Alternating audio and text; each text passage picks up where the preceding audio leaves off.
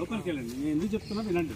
మీరు ఆల్రెడీ పై అధికారులకు చెప్పిందండి, డిఏఓ గారికి చెప్పాను, వస్తా అన్నాడు. నిన్న పొద్దున 11ంటికి జరిగింది. నిన్న సాయంత్రం చేశాను. నిన్న పొద్దున 11:30కి ఇష్యూ జరిగింది. మీ కళ్ళ ముందు జరిగింది. ఆయన మీ కళ్ళ ముందు నన్ను మీ ఇష్టం వచ్చినట్టు మాట్లాడాడు. మరి ఇంతమంది లేడీ లెక్చరర్స్ లో ఏమి ఇబ్బంది పడింది, ఆమె ఇబ్బంది పడింది. ఆవిడ ప్రత్యక్ష సాక్షి. ఆ అమ్మాయిని బిందుని క్లాస్ రూమ్ లో తిట్టాడు ఆయన వెళ్ళి. సరస్వతి మేడం అది సరస్వతి మేడం ని క్యారిడార్ లో పెట్టుకొని తిట్టాడు. నీ ఇష్టం వచ్చినట్టు చేస్తున్నావు నువ్వు ఇది అని. ఇన్ని ఇష్యూస్ జరిగి ఇన్ని ఇష్యూస్ లో మేము ఎన్నో ప్రాబ్లమ్స్ ఫేస్ చేస్తుంటే మేము మీ దృష్టి తీసుకొచ్చా. నేను ఆగస్టు 9వ తారీఖు రోజున నేను కంప్లైంట్ చేశాను. మీకు ఏంటి సార్ లోపల ఏదైనా ఇన్స్టిట్యూషన్ జరగాలి. అవును సార్, మరి నిన్న 11ంటికి జరిగితే మీరు నాకు ఎందుకు న్యాయం చేయలేదు సార్? డిఐఓకి ఎందుకు కంప్లైంట్ ఇవ్వలేదు? డిఐఓ ఎంక్వైరీ చేయాలి కదా సార్. సార్ ఆడపిల్లలు బాత్రూమ్ కు పోతుంటే బాత్రూమ్ ముందు నిలబెట్టిన పిల్లల్ని క్లాస్ రూమ్ లో పిలవడం, లేడీ లెక్చరర్స్ నడుస్తుంటే కామెంట్ చేయడం, బూత్ కవితలు రాసి బూత్ కవితల్ని కంప్లైంట్ చేయడం, బూత్ కవితల్ని మా వాట్సాప్ గ్రూప్ లో పోస్ట్ చేయడం, పిల్లలున్న గ్రూప్ లో పోస్ట్ చేయడం, క్లాస్ రూమ్ లోకి వెళ్ళి కుక్కలు ఎందుకు మరుగుతాయో తెలుసా, హార్మోన్ ప్రాబ్లమ్స్ ఎక్కువైతే మరుగుతాయని చెప్పడం, ఏది చెప్పినా డెప్త్ గా పిల్లల్ని మీరు సంసారాలు పనికిరారు, మీరు నా క్లాస్కి రావడానికే వీల్లేదని చెప్పడం, ఎవరు సాక్ష్యం కాదు ఎవరికి తెలియదు. అందంగా ఉన్న అమ్మాయిల దగ్గరకు వచ్చి మీరు చాలా అందంగా ఉన్నారు, మీరు సినిమా యాక్టర్లు అవుతారని చెప్పడం, ఏది జరగలేదు ఈ కాలేజ్లో. మేము అన్నిటినీ ఎందుకు ఉపయోగపడుతున్నాము? ఎన్నిసార్లు ప్రిన్సిపల్ కంప్లైంట్ చేశాము? ఈ మేడం ముందు ఎట్లా తిట్టాడో ఒకసారి చెప్పండి మీరు, ఏం జరిగిందో. కరోనా టైం తర్వాత వాట్సాప్ గ్రూప్స్ క్రియేట్ చేశాం కాబట్టి పిల్లలు ఉన్న వాట్సాప్ గ్రూప్ లో పెడితే కేఎస్పీ రాయ్ సార్ అని ప్రిన్సిపల్ ఆయన చూసి అదేంటి వేణు ఇలాంటి కవితలు మీరు పెట్టకూడదు కదా గ్రూప్ లో అంటే, ఏమైంది సార్ అందులో ఏముంది అంటూ మాట్లాడితే ఆయన ఇమీడియట్ గా లేడీ లెక్చరర్స్ చెప్పి ఆ గ్రూప్ ని డిలీట్ చేయించారు. తర్వాత పర్సనల్ గా కూడా పెట్టారు మా అందరికి పర్సనల్ గా కూడా పెడితే మేము వెంటనే వాట్సాప్ నెంబర్స్ బ్లాక్ చేసుకున్నాం. తర్వాత కాటుక కళ్ళు అని ఒక కథ రాశాడు.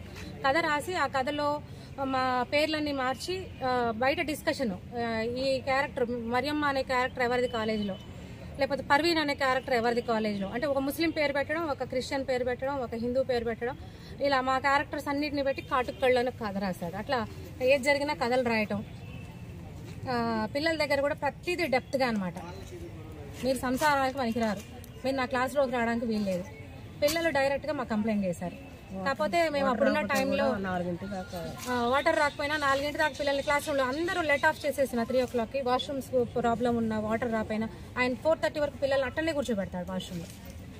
అట్లాగే చాలా ఎక్కువ స్ట్రెంత్ తక్కువ ప్రిమిసెస్ ఇది. పిల్లల్ని ఒక 2-3 నిమిషాలు ఇంకా మీరు ముందు వదిలేస్తే వాష్రూమ్స్ వాడుకోవడానికి వీలుగా ఉంటుంది. పిల్లలు వాష్రూమ్స్కి వెళ్తుంటే నాకు సౌండ్ అవుతుంది, నా క్లాస్ డిస్టర్బ్ అవుతుంది. ప్రతిదీ కంప్లైంట్ అనమాట, ప్రతిదీ కంప్లైంట్.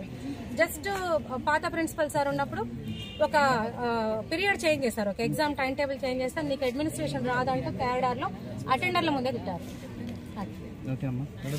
మేడం సీనియర్ గా అన్ని బాధ్యతలు తీసుకుంటారు కాబట్టి మేడం మీరు కాస్త బయటకు వెళ్తూ చూసుకోమని చెప్పారు. తను కూర్చున్నారు. సరే జెంట్స్ కొంతమంది అక్కడ కూర్చుంటున్నారు కానీ మేడం ఏంటంటే వాళ్ళకి ఇబ్బంది కలగకూడదని తను లేచి బయటకు వచ్చేసారు.